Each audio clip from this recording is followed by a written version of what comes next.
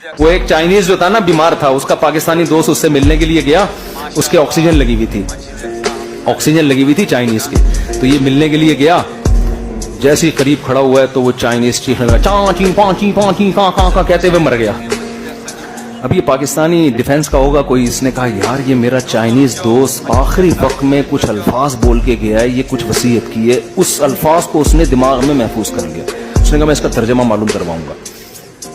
China गया, language centre गया, यार ये चाची पू पाची इसका मतलब बताओ क्या है। उन्होंने कहा उर्दू में तर्जमा करो। उन्होंने कहा इसका मतलब है उल्लू के पट्टे, ऑक्सीजन के पाइप से पाँव हटा।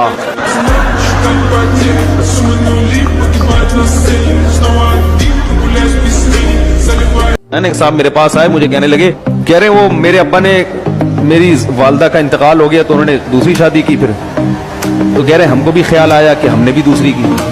तो अब्बा ने कहा अबे मेरी तो मर गई थी तो मैंने की, तू क्यों कर रहा है? कहते मैंने कहा अब्बा मेरा तो कसूर नहीं है ना, वो मरी नहीं रही।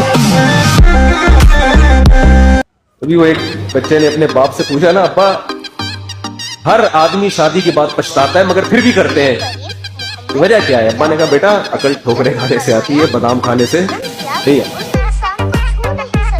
एक पागल ने किताब लिखी ना, एक आदमी पागल खाने गया देखने के लिए, पागलों का इंटरव्यू लेने के लिए। तो एक पागल ने कहा यार मुझे खामखा में इन लोगों ने यहाँ रखा हुआ है, मैं तो किताबों का मुसन्निफ हूँ, मैं पागल वागल नहीं हूँ। फिर जेल की इंतजामिया से पूछा यार इसने किताब लिखी है और तुमने इसको यहाँ रखा, किताब कोई पागल थोड़ी लिख सकता है। तो उसने कहा भाई किताब लेकर आओ। किताब लाई तो शुरू में लिखा हुआ था घोड़ा कैसे दौड़ता है, 400 सफ़ों पे लिखा हुआ था तगड़ तगड़ तगड़ तगड़।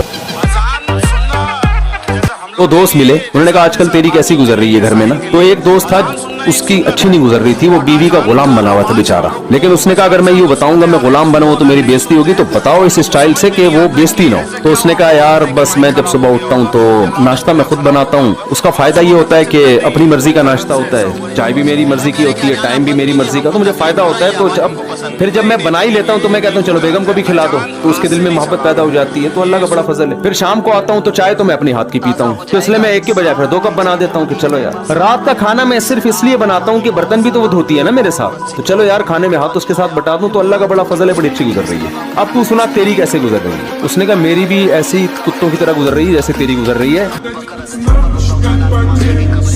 जिससे जितने पैसे निकलवा सकते हो निकलवाओ। एक पाकिस्तानी सफर कर रहा था, अब पाकिस्तानियों का दिमाग बिजनेस की तरफ बहुत चल रहा है। देखा एक चाइनीज बैठा हुआ है, ट्रेन में दोनों सफर कर रहे हैं, तो चाइनीज की नाक में मच्छर आके बैठा, उसने पकड़ के खा लिया। उनके यहाँ तो कोई हलाल हराम है ही नहीं, प्रोटीन होने चाहिए, कुत्ता खा लो बिल्ली खा लो। तो वो चाइनीज की नाक पे मच्छर आके बैठा, उसने खा लिया, प्रोटीन फ्री पकड़ के मिल रहे। तो पाकिस्तानी की नाक पे थोड़ी देर मच्छर आके बैठ गया, चाइनीज से जो डर गया होगा, खा तो सकता नहीं था कि ज़ाहिर है सारी जिंदगी कभी मच्छर मक्खी खाए नहीं, तो उठा के उसको कहता है खरीदेगा भाई तू मेरे से।